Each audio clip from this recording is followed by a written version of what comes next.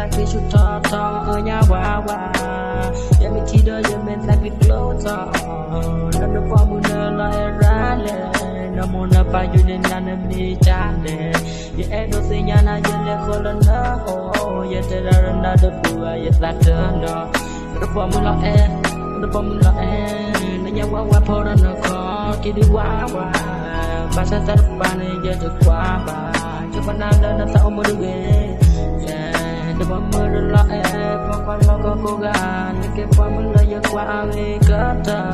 được họ cố lấy qua lo em đi na đỡ đi qua cái qua mùa thằng I went me for me like a Jew đó là em đồ mà nên đi cứ mùi thọ đó là được cái phong vậy đôi lỡ cũng sẽ tập lại là cái ốp va ta mi ô đây cho một tuần nữa gọi gì mi tuần đây mà giờ lại phải làm mà ba giờ cho một tuần nữa yeah yeah của tôi ba vậy nè này cái phong mùi là nhau qua tôi kia chưa được qua